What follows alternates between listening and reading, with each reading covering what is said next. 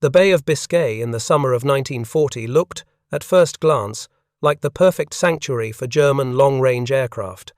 Wide expanses of empty water, no fighter airfields within hundreds of miles, and weather so unpredictable that even experienced aviators treated the Atlantic with reverence.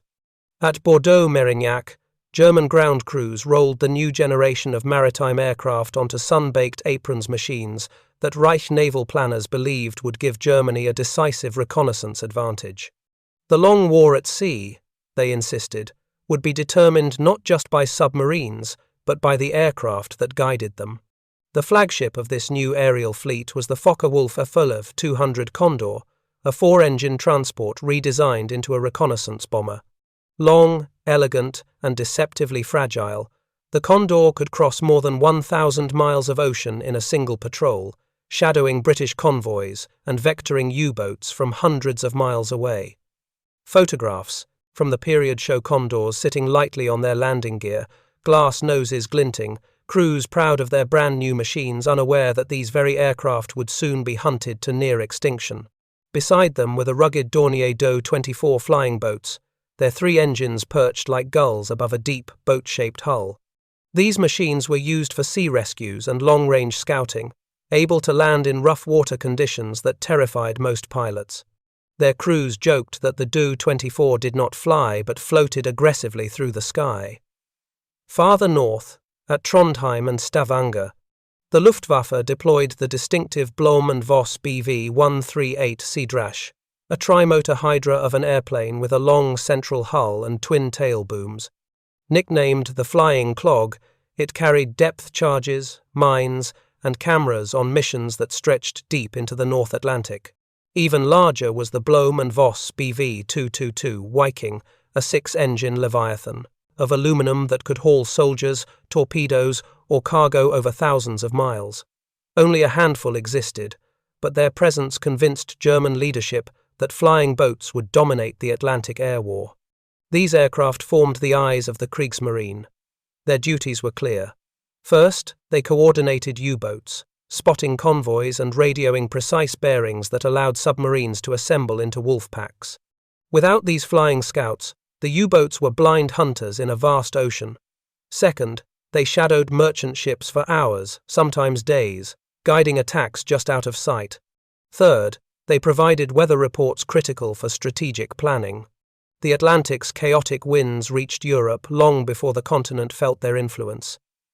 Germany's meteorologists depended on the flying boats' observations. Fourth, they ferried personnel and supplies across distances that no surface ship could traverse without immense risk. In 1940, before American entry into the war, these aircraft flew from Trondheim to Bordeaux, from Denmark to Iceland, stitching together a maritime empire with wings. Yet from the first week of operations, a handful of German naval air officers sounded warnings no one wanted to hear. Kapitänleutnant Erich Kratzenberg, a reconnaissance specialist stationed at Trondheim, wrote in a memorandum that survived the war, "Our machines are fast but large. Their fuel load is immense. If the British ever deploy long-range fighters, our advantage over the ocean will vanish." No one in Berlin listened. The Luftwaffe leadership believed the Atlantic to be an airspace inherently hostile to fighters.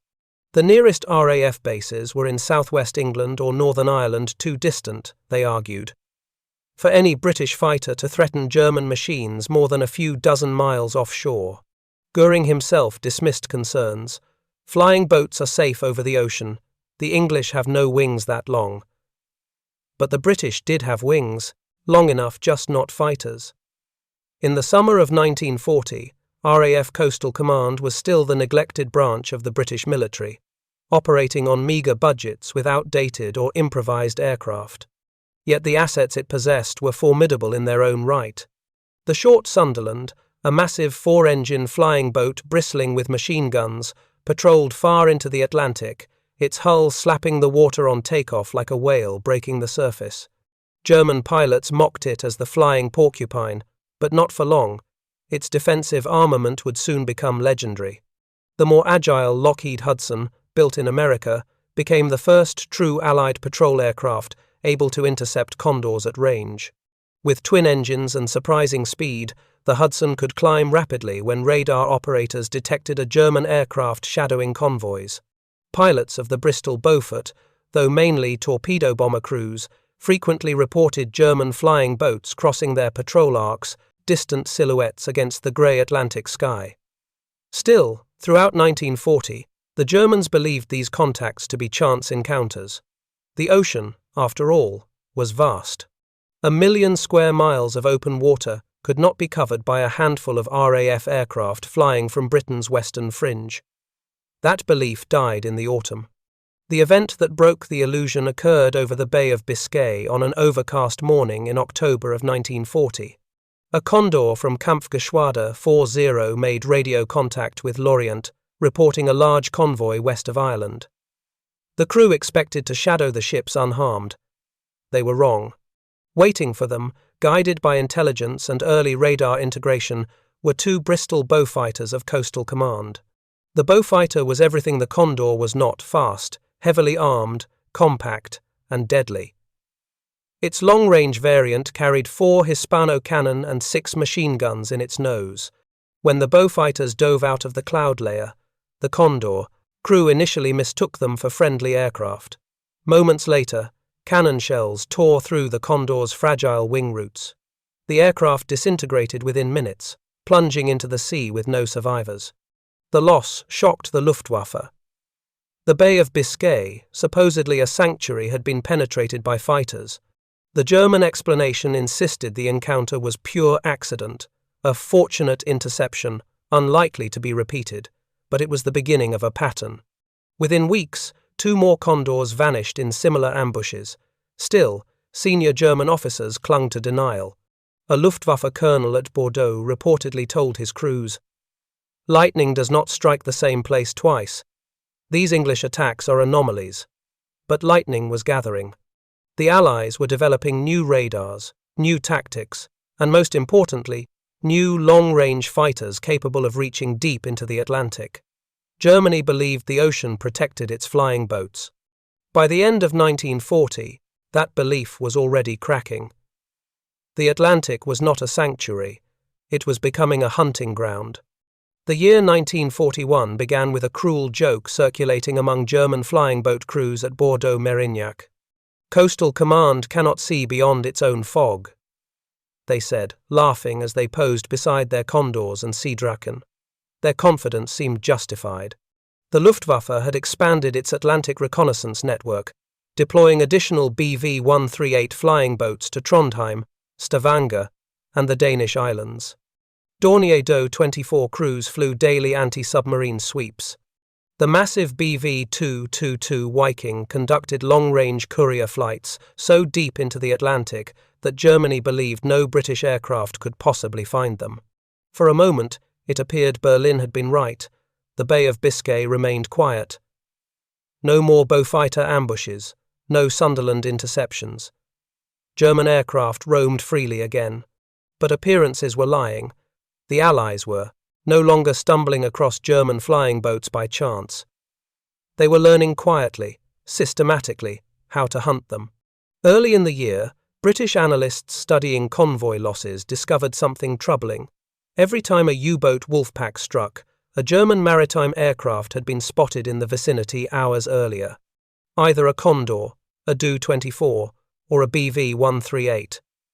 That meant the German reconnaissance network was functioning with near-surgical precision. If the Allies did not disrupt it, no number of escorts could protect the convoys. This realization drove a transformation within Coastal Command. Air Chief Marshal Philip Joubert of the fleet issued a directive in February of 1941. "We must learn to kill the eyes, not only the claws." He meant exactly what the words implied. Germany's flying boats were the eyes of the Atlantic U-boat campaign. Blinding them was now a strategic necessity. The difficulty was obvious. Britain had no fighters with the range to patrol the Bay of Biscay consistently. Even the Beaufighter, deadly as it was, could only strike enemy aircraft that ventured unusually close to Britain's southwestern approaches. The solution would come from 3 separate developments, none dramatic on their own, but devastating when combined. Until 1941, Coastal Command and the Royal Navy operated separately, often disastrously so. Radar reports, ultra-decrypts, and convoy sightings were not centralized. The Germans exploited this chaos expertly. That changed with the creation of the Western Approaches Command at Liverpool. Here, for the first time, radar intercepts, convoy positions, U-boat sightings, and Luftwaffe radio chatter were fused into a single operational picture.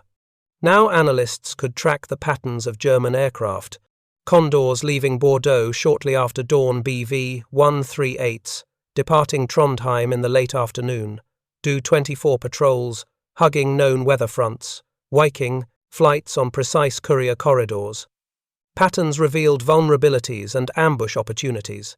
In March, a handful of Beaufighters were fitted with early airborne interception radar. Crude, heavy, and unreliable in rough weather, the equipment nevertheless offered the one thing Britain desperately needed: the ability to find aircraft over the open ocean without visual contact. The first radar-guided interception occurred in late April. A Beaufighter crew from No.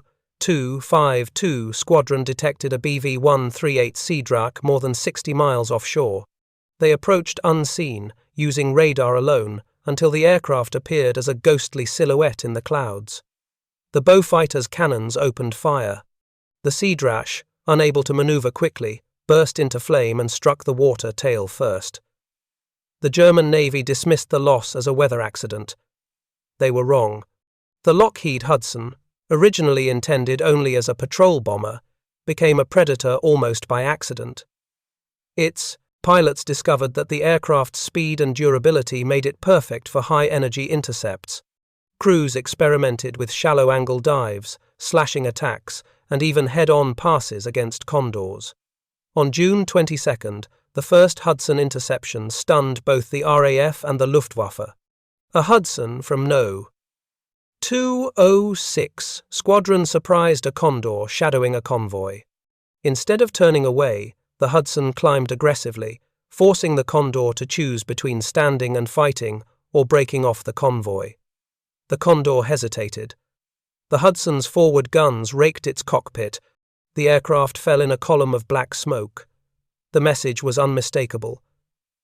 British patrol aircraft were no longer spectators. They were becoming hunters. By summer's height, losses increased. A Do-24 vanished on a weather mission. A BV-138 failed to return from its Trondheim patrol route. Condor crews at Bordeaux began whispering that the British must have some new device, perhaps a long-range cannon, perhaps a secret aircraft. The truth was simpler and far more unsettling. British fighters were learning to reach the Bay of Biscay not through range alone, but through timing. Intelligence fusion allowed Coastal Command to position aircraft precisely where German machines were most likely to appear. The British did not need to search the whole ocean, only the corridors Germany always used. German officers expressed their unease quietly. Kapitänleutnant Kratzenberg, who had warned Berlin 1 year earlier, wrote a second memorandum. "The enemy is adapting. They are studying us. The ocean is no longer our shield." But in Berlin, Goering refused to believe it. Losses were unfortunate coincidences. The RAF did not have fighters capable of sustained operations over the Atlantic. Every briefing repeated the same claim. The English cannot hunt what they cannot reach. Yet the evidence was mounting that the English were reaching farther, every month. By autumn, the most terrifying pattern emerged. Bad weather, once the ally of German flying boats, was becoming their greatest vulnerability. Cloud cover hid both German aircraft and their pursuers. But British radar now allowed Beaufighters to hunt inside the storm belts that German crews relied on for protection. The Germans called it the betrayal of the Atlantic sky. In September, 2 Condors disappeared inside the same weather system southwest of Ireland. A Hudson crew later reported flashes likely cannon fire through a cloud bank. The implication was unavoidable. British fighters were striking invisibly. By the end of 1941, the Luftwaffe's maritime arm had lost more aircraft to Allied interceptors than in the entire previous year. Crews at Bordeaux began taking off with a sense of dread. Flying boats that once ruled the Atlantic skies were now prey. The thesis was becoming undeniable. Germany had built flying boats believing the ocean protected them. But Britain was learning to hunt over the ocean itself. The fear Germany once dismissed as paranoia was becoming reality. And the worst was yet to come. By the opening weeks of 1942, German flying boat crews faced a sky that no longer felt empty. The Bay of Biscay, once regarded as a vast protective moat, was tightening into a killing ground. Something invisible was hunting them, something patient, methodical, and relentless. The fear spreading through the squadrons at Bordeaux, Mérignac, and Trondheim was no longer whispered superstition. It was the new reality of Atlantic air warfare. Yet, on paper, the German maritime air arm had never been stronger. The Luftwaffe expanded its fleet of Focke-Wulf 200 Condors, deploying additional aircraft from Kampfgeschwader 40. Blom and Voss BV 138 Seedrachen flew near continuous patrols from Norway to the Faroe Islands. Dorniers 24 rescue missions increased, patrolling the mid-Atlantic for downed U-boat crews. Even the rare BV-222 Wiking resumed long-range courier flights, believing its enormous size and high altitude made it untouchable. Berlin looked at these numbers and saw strength. But numbers meant nothing if the enemy had learned how to hunt them. Coastal Command analysts at Liverpool were now charting every German flight that appeared on radar or was sighted by merchant ships. Patterns emerged with startling clarity. Condors leaving Bordeaux typically flew northwest before turning west. BV-138s patrolled predictable weather lines between Iceland and Scotland. Do-24s operated in arcs centered on U-boat gathering points. This predictability was fatal. The British did not need to patrol the entire bay. They needed only to be where the Germans always were.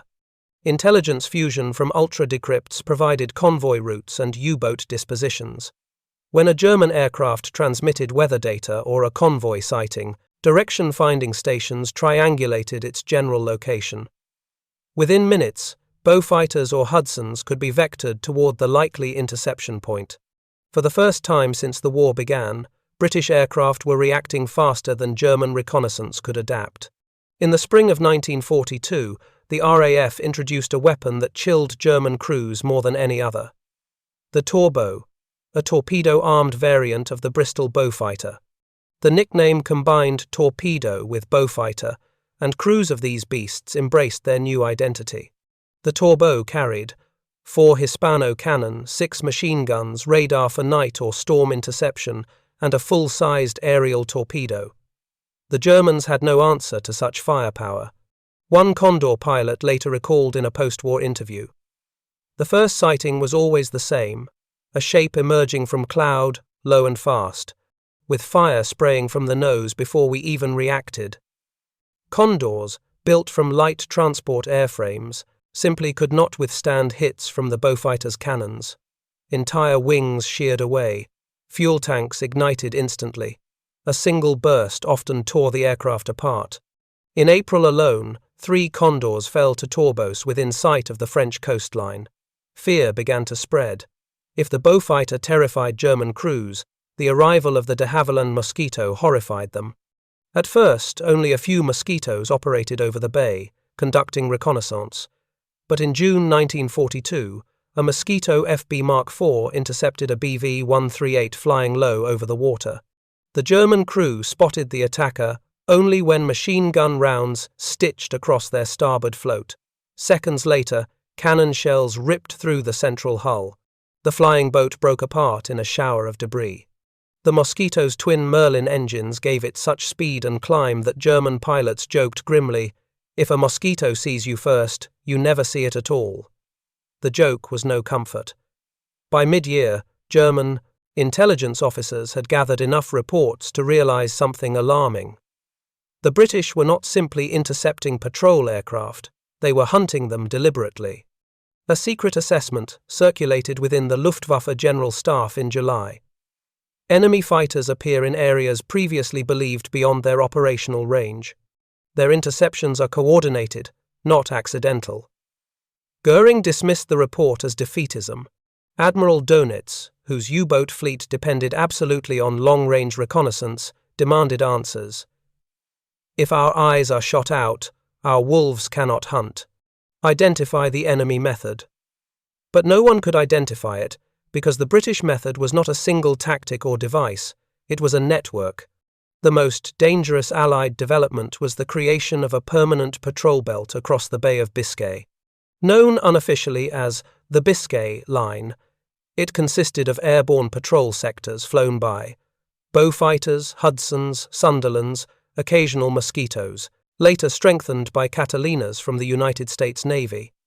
Every day, aircraft roamed their assigned sectors, guided by radar and ground direction finding. Convoys were protected by this sweeping shield. German aircraft were funneled through the patrol line every time they left or returned to France. The Bay of Biscay, a region they once believed safe, had become a gauntlet. One BV-138 pilot wrote in his diary, "The sky is not empty anymore.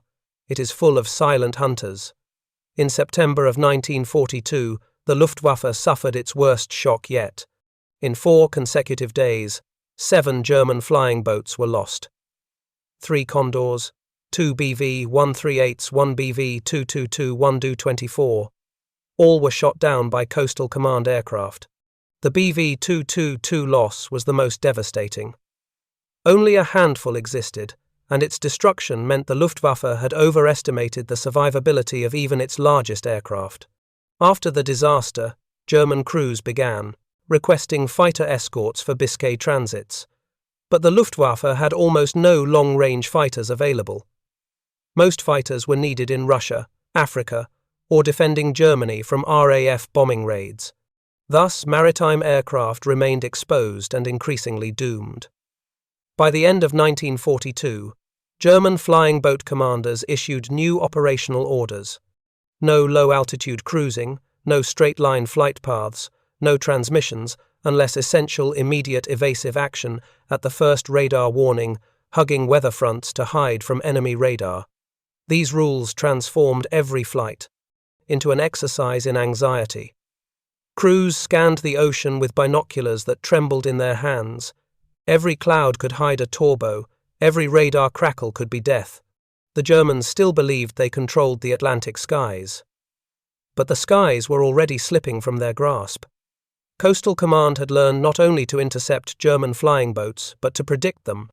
And soon, they would learn how to destroy them in numbers Germany could not replace. By the beginning of 1943, German flying boat crews understood a truth their commanders in Berlin still stubbornly denied. The Bay of Biscay was no longer a sanctuary, it was a battlefield, and they were losing. The change did not happen gradually, it arrived like a hammer blow. The Allies had spent 3 years perfecting technologies, tactics, and intelligence systems that allowed them to stalk German reconnaissance aircraft across an ocean that had once been too vast to police. Now, for the first time, those systems converged. This was the year the hunters became the hunted. The most terrifying development for German crews occurred in January of 1943, when RAF Coastal Command activated the first Strike Wing's large formations of Beaufighters and Beauforts, designed to sweep the Bay of Biscay specifically to destroy German maritime aircraft. No more single intercepts. No more chance encounters. Now entire waves of British aircraft would hunt together. The most famous of these units, the North Coats Strike Wing, deployed 3 squadrons, 2 of Beaufighters and 1 of Beaufort torpedo bombers. Although primarily intended for attacking U-boats and shipping, the Strike Wing quickly realized that German flying boats were easier, more valuable targets. They began flying what pilots grimly called Biscay clean sweeps. On these missions, 20 or more British aircraft swept the bay in line abreast, using radar and intelligence to predict German flight paths. When a Condor or Seedrachen was spotted, the British would descend like a pack of wolves. The Beaufighters always attacked first, firing cannon and machine guns. The Beauforts circled, ready to hit U-boats drawn to the scene. For the first time, German airmen experienced what it meant to be outnumbered over the Atlantic.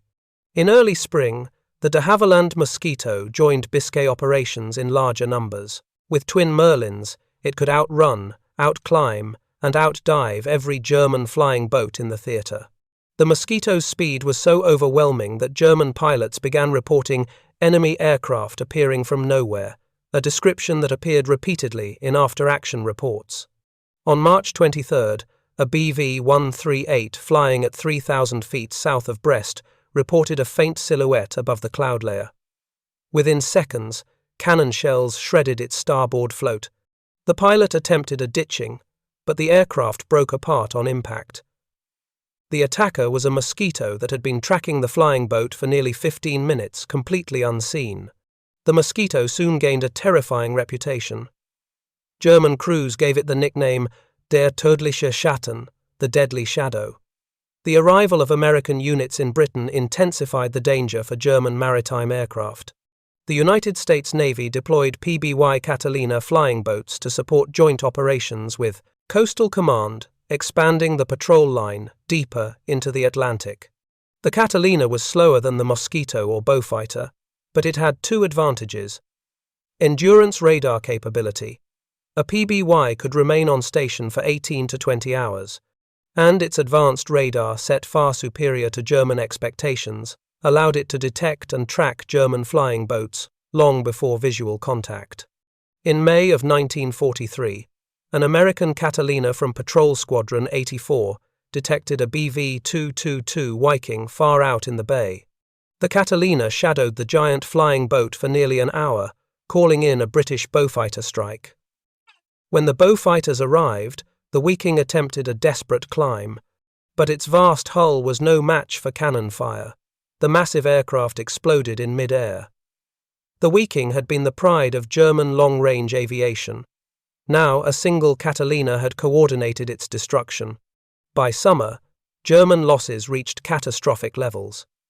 In June alone, 7 Condors, 5 BV-138s, 3 Do-24s and 2 BV-222s were destroyed over the Bay of Biscay.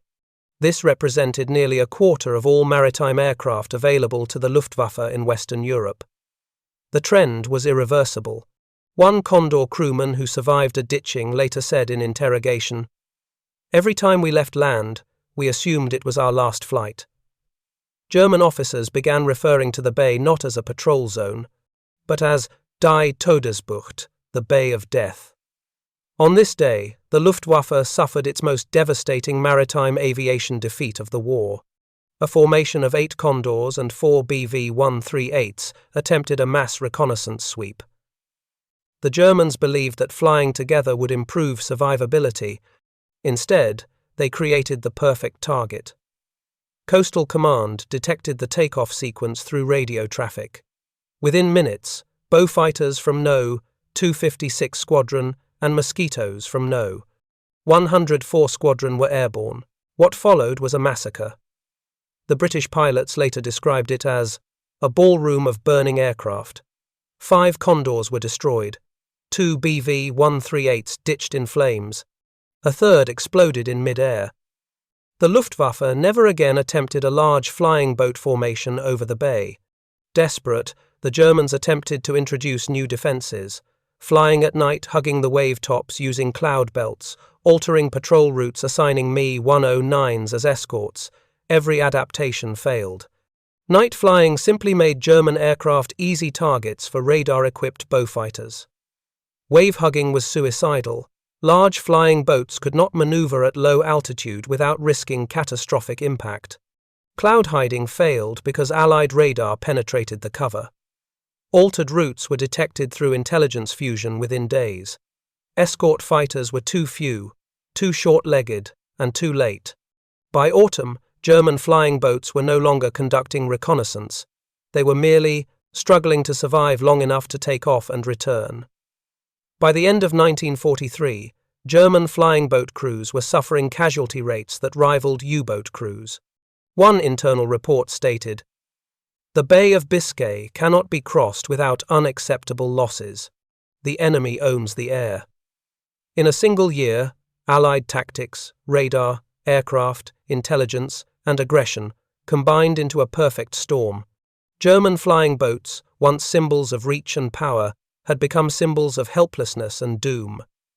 By the start of 1944, the German maritime air arm was a shadow of what it had been. In 2 short years, the Condor, the Seedrachen, the Wiking, and the Dorniers flying boats had gone from ruling the western approaches to barely surviving a single patrol. The Bay of Biscay, once considered an invincible moat, had become a place of dread where few aircrews expected to return home alive. Yet Berlin demanded more flights, more reconnaissance, more weather data, more U-boat coordination. And so the Luftwaffe kept sending its flying boats into a sky that now belonged entirely to the Allies. This was the year the slaughter became undeniable. By 1944, Coastal Command operated with a level of efficiency that German crews could scarcely comprehend. What had begun as scattered patrols had evolved into a vast, coordinated system of detection and destruction. The key components were now fully integrated. Air-to-surface vessel radar, installed not only on long-range aircraft but also on Beaufighters. Very long-range liberators, capable of flying deep into the Atlantic and remaining for entire days. Ultra-decrypts, revealing U-boat rendezvous points and thus German flight schedules lay lights, capable of turning night into day at the moment of attack. Joint strikes involving RAF, US Navy, and RCAF units. German pilots often never saw their attackers. A flicker on radar, a burst of cannon shells, and the ocean rose up to swallow them. The Allies were no longer simply defending convoys.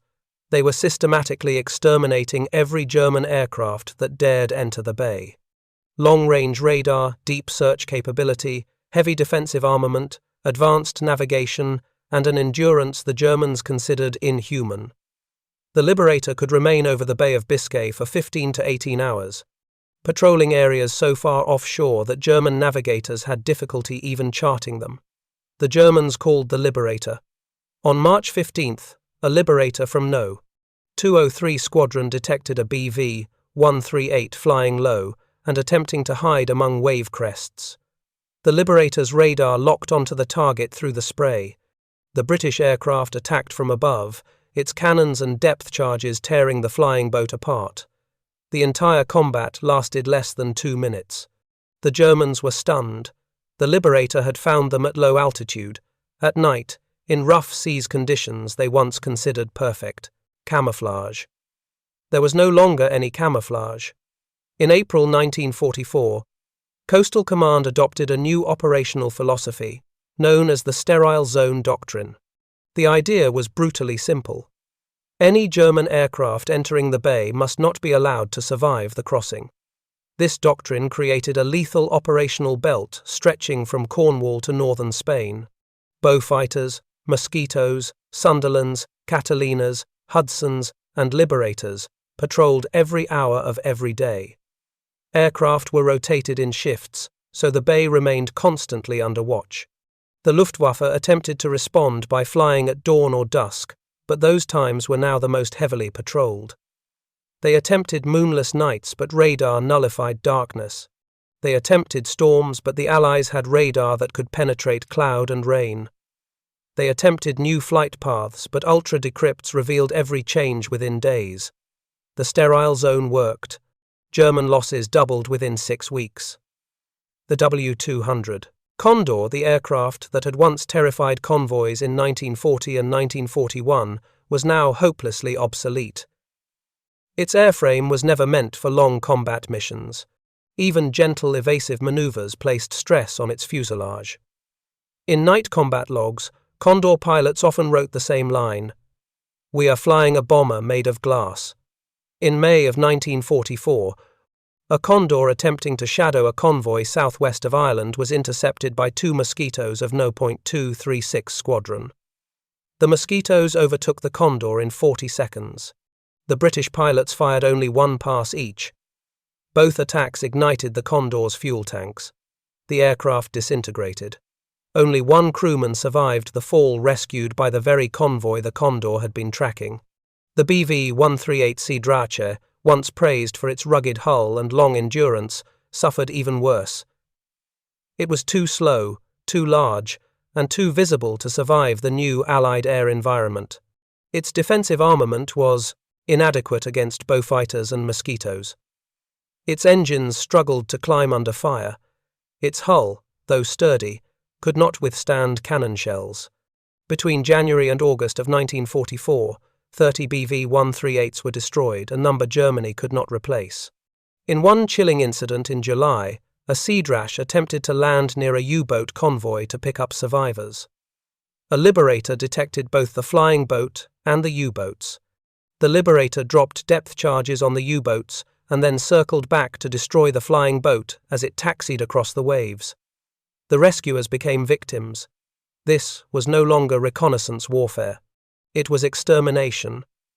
By summer, German flying boat crews faced casualty rates approaching 60%. Those who survived spoke openly of defeat. Their fear was rational. The Luftwaffe had almost no long-range fighters to escort them. Bf-109s lacked the range. Fu-190s were desperately needed over Normandy and Germany. Thus, the flying boats crossed the bay alone. Every mission was a gamble with death.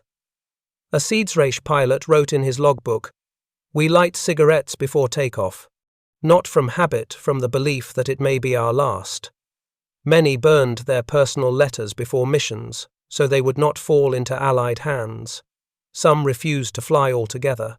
By the end of the year, Condor operations ceased entirely. BV-138 patrols dropped to a handful per month. Do-24 missions were restricted to nearshore rescue. BV-22, 2 flights were halted by order of the Luftwaffe. The German maritime air arm was dead. The Bay of Biscay was no longer a crossing, it was a graveyard. Flying boats that once ruled the Atlantic had been reduced to burning debris scattered across hostile seas. By late autumn of 1944, the German maritime air arm no longer existed as a coherent fighting force. What had once been a fleet of Condors, Seedrachen, Wikings, and Dorniers ranging across the North Atlantic with confidence was now reduced to a handful of battered survivors hiding along the fringes of the Bay of Biscay and the Norwegian Sea. The Luftwaffe still issued orders. Berlin still demanded reconnaissance. U-boats still pleaded for weather reports and convoy locations. But the men who were expected to carry out those flights knew the truth. The enemy controlled the ocean, the sky, and the intelligence networks between them. Flying boats were no longer aircraft. They were targets. 1944 had broken the back of Germany's maritime aviation.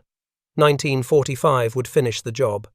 As Allied bombing intensified on German shipyards, ports, and U-boat pens, the demand for maritime reconnaissance grew desperate.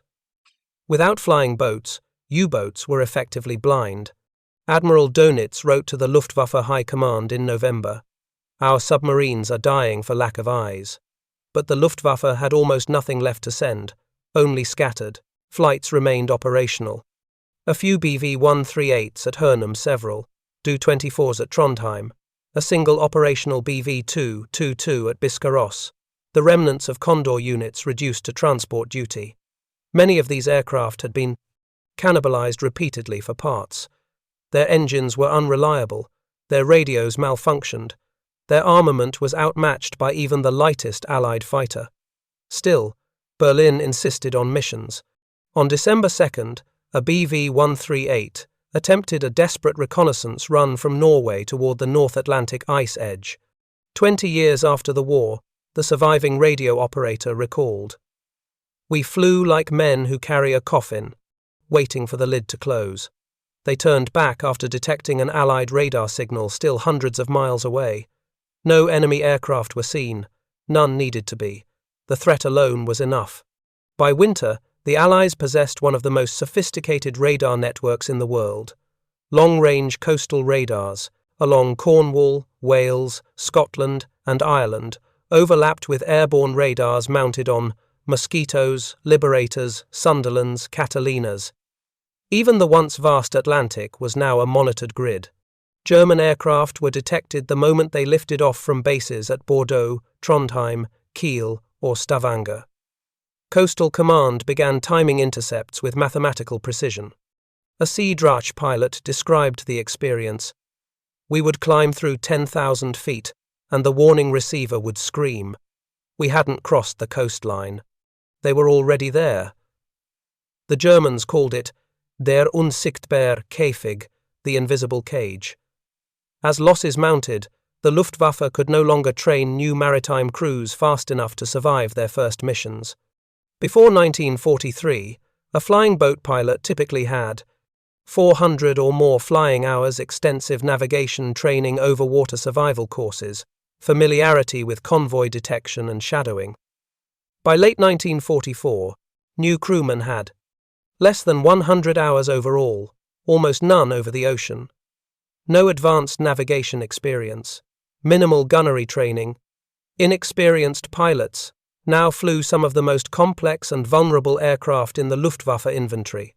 They faced veteran Allied aviators who had hundreds of combat hours. Combat became absurdly one-sided. In January 1945, a Sunderland of No. 201 squadron intercepted a BV-138 near the Norwegian coast. The German aircraft attempted to climb. The Sunderland simply outmaneuvered it despite its size and destroyed it with machine gun fire. The British crew found only 2 survivors. One was a 19-year-old pilot. It was his first operational flight. The largest aircraft Germany ever produced, the enormous BV-222, Wiking, saw its final operational sortie in February 1945. This particular Wiking had survived for years by flying high-altitude transport missions to Norway, Spain, or occupied France. Its crew believed the massive flying boat's size and ceiling made it safe. But the Allies had not forgotten the Wiking. Its destruction was considered a priority. On February 12th, it attempted to transport high-value personnel and codebooks from Norway to northern Germany. An RAF Mosquito night fighter detected the Wiking on radar soon after it crossed the coastline. 2 more Mosquitoes joined the pursuit. The Wiking attempted to climb. It was too slow. The Mosquitoes tore into the gigantic wing structure with cannon fire. The Wiking's left wing broke off. The aircraft plunged into the Kattegat, erupting in flames visible from the coastline. With the Wiking died the last illusion that any German flying boat could survive late-war Allied air supremacy. By spring 1945, German U-boats were being massacred in the Bay of Biscay. Without flying boats, they could not find convoys. Without weather reports, they sailed blind. Without air escorts, they surfaced to refuel and recharge batteries under constant threat. A captured U-boat officer summed it up. The sky was our enemy, not the sea. He was referring not only to Allied bombers, but to the maritime patrol aircraft that now owned the Atlantic. Liberators, Sunderlands, Catalinas, Venturas, Mosquitoes. These aircraft carried radar, ley lights, rockets, depth charges, torpedoes, and massive machine gun batteries. They operated day and night, in all weather, across every corner of the bay, and the flying boats that once guided the U-boats to their prey were gone. By the time Germany surrendered in May 1945, the few 200 Condor force had been annihilated. Nearly every BV-138 was destroyed or grounded. All BV-222s were lost or captured. Do-24s survived only in limited rescue roles. In total, more than 100 German flying boats and long-range patrol aircraft were destroyed over the Atlantic between 1940 and 1945. They were not merely shot down. They were hunted scientifically, relentlessly, and without mercy by an Allied aerial machine that combined radar, decrypts, endurance, and overwhelming firepower. In the end, Germany did not simply lose the flying boat war. It had its flying boat arm erased from existence. The Bay of Biscay became a graveyard for machines once hailed as the future of maritime warfare. And in the cold logbooks of Coastal Command, the destruction was recorded with chilling calm. 1 Condor sighted, engaged, destroyed. Seedrachen intercepted, no survivors. Wiking eliminated wreckage burning on sea. Germany believed the Atlantic would protect its flying boats. Instead, the Atlantic became the place where they died. Germany entered the war believing that the ocean was too large, too wild, and too empty for the Allies to dominate from the air. By late 1944, this belief had dissolved into something closer to superstition whispered in briefing rooms and mess halls by crews who no longer expected to return from missions. The Allies had achieved what German naval planners once believed physically impossible. They transformed the entire North Atlantic into a measurable, predictable, scientifically monitored battle space. And in that controlled environment, German flying boats had no chance of survival. The final stage of this transformation began in early 1944, when British and American scientists fused radar engineering, signals intelligence, and long-range air power into a single system, the Atlantic Air Grid. The first piece of the Allied grid was Britain's chain-home-low radar stations. Radars specifically tuned for targets flying at low altitude over water. Earlier in the war, German flying boats had evaded detection simply by skimming the waves. The Luftwaffe believed this tactic gave their large aircraft a permanent advantage. German pilots joked, "Der Ozean ist unser Tarnmantel." The ocean is our camouflage cloak. That ended in 1944. Chain-home-low sites from Cornwall to the Hebrides could now detect a Condor flying 10 meters above the water at ranges exceeding 50 miles.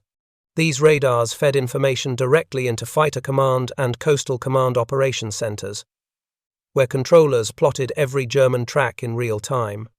A British controller described what the mid-44 operations rooms were like. It was as if the enemy flew through a bright room and we stood in the doorway, watching. Flying boats had once slipped unseen between waves. Now they lit up radar screens like lanterns in the dark. The second piece of the Atlantic grid came from the American-built consolidated B-24 Liberator.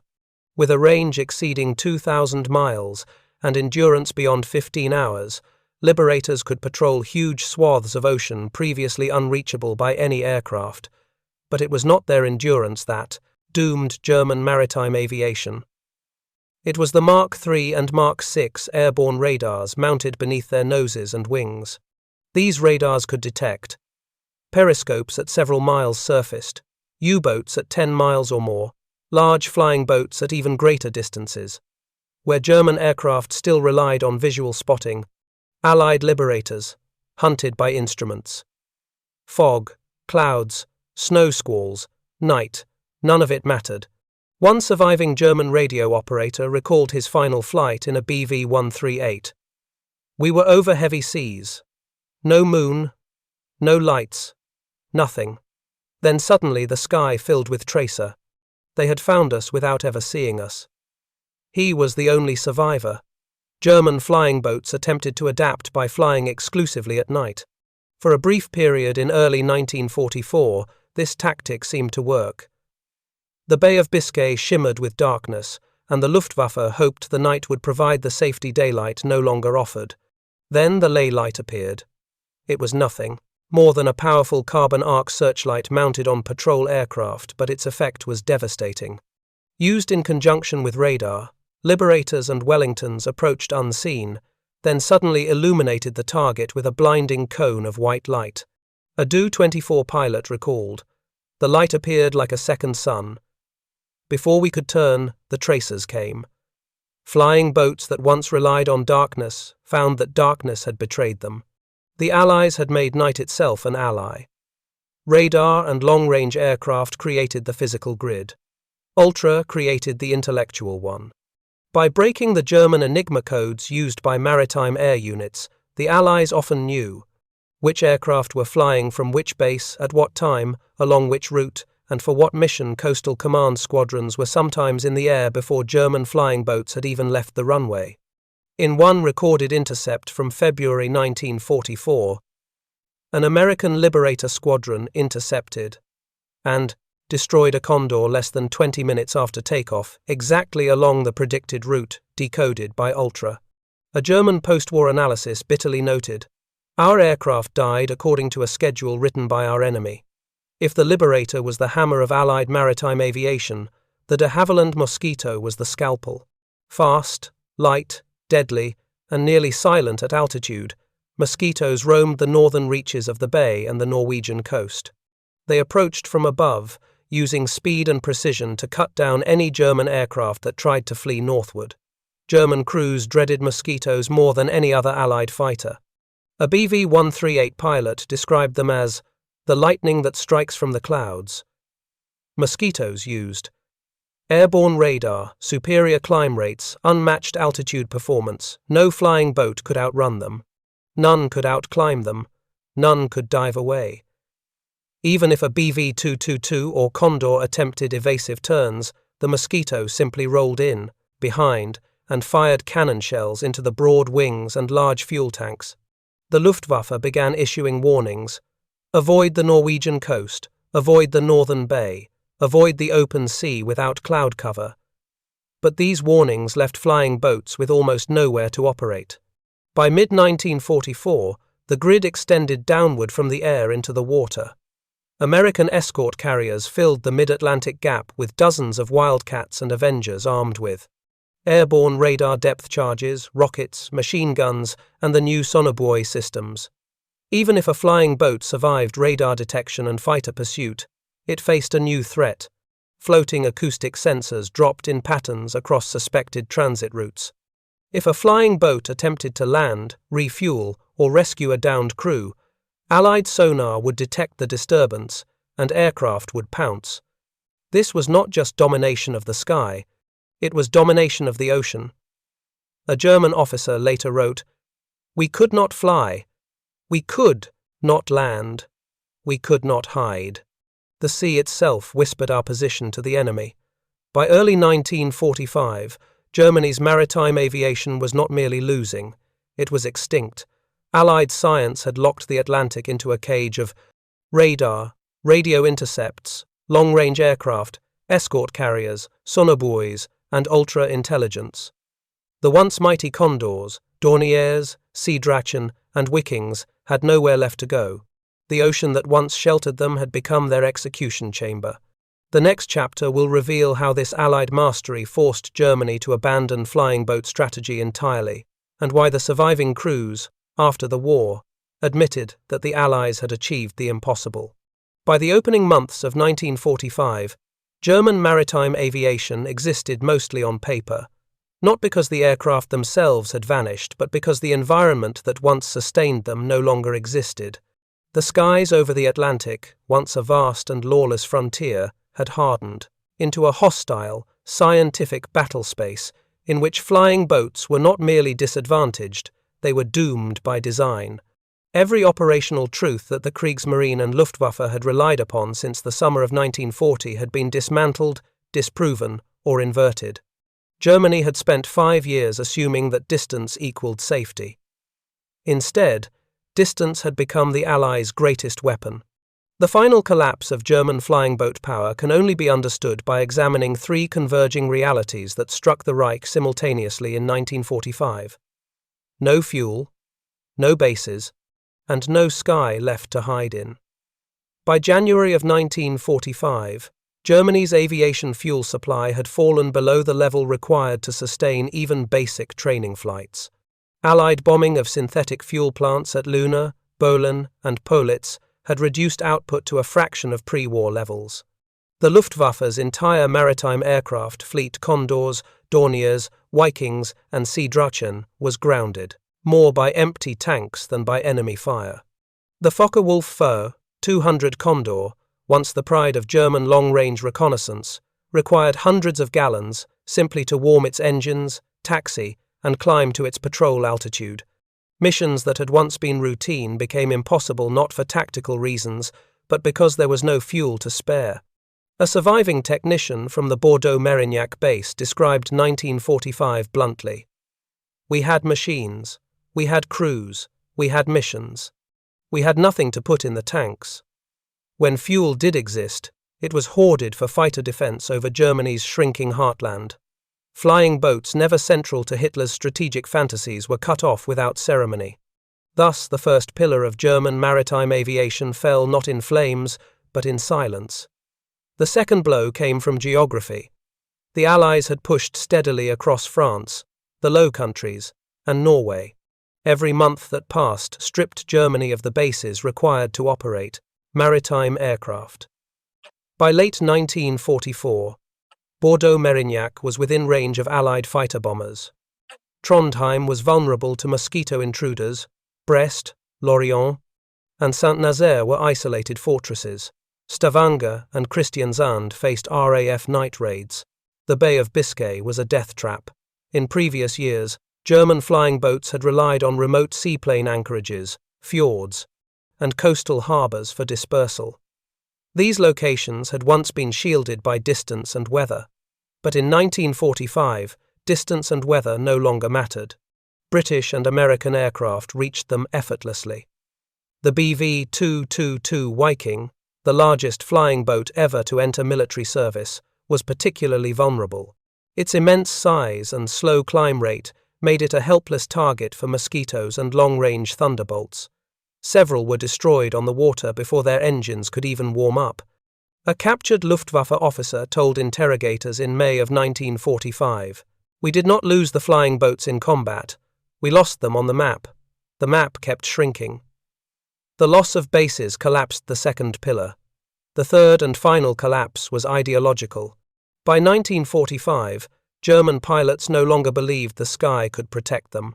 The Allies had achieved what no German planner in 1940 had imagined possible: the ability to control every altitude, at every time of day, over every square mile of ocean they chose. If Condors flew high, they were seen by radar-equipped Thunderbolts, Lightnings, and Liberators. If they flew low, they were exposed to chain-home-low radars and mosquito intruders. If they flew at night, they were pinned by Lee lights or tracked by airborne radar. If they attempted to hide in weather, American long-range radar made the weather irrelevant. The pilots felt it before the staff officers admitted it. A BV-138 Seedrachen navigator recorded in his diary in February 1945, "We are hunted before we know we are seen. The enemy detects us as one might detect a ship in daylight. It is no longer flying. It is waiting to be found." This psychological collapse swept through every maritime aviation unit. Where they had once flown with confidence, they now flew with dread if they flew at all. The final confirmed missions of Germany's maritime flying boats in 1945 read like epitaphs. A Do-24, attempting to evacuate wounded troops from the Baltic, was destroyed by RAF fighters. An FDU-200 trying to shadow a British convoy was intercepted, more than 100 miles from its intended patrol area, shot down before its crew spotted the attackers. A BV-222 attempting a supply flight from Norway vanished, its wreckage later located by Norwegian fishermen, torn apart by gunfire. None of these missions achieved their goals. All were detected. All were intercepted. All ended in destruction. The ocean no longer forgave. When the war ended in May 1945, barely a handful of German flying boats remained intact. Most were scuttled by their crews or captured in half-destroyed condition. Not a single one had escaped to neutral territory to continue flying. In post-war interrogations, German naval and Luftwaffe officers reached the same conclusion. They were built for a war of 1830, not one of 1945. A former BV-138 commander summarized the truth that had taken 5 years to understand. "We thought the ocean protected us, but it was the ocean that betrayed us. It gave the enemy space to build machines that could find us anywhere. The Atlantic became their weapon, not ours." And that was the final collapse, the realization that German flying boats had not merely been defeated, but rendered obsolete by a scientific, industrial, and technological system so vast that no amount of courage or tactical skill could compensate. The Atlantic had been conquered not by ships or submarines, but by aircraft Germany could never match.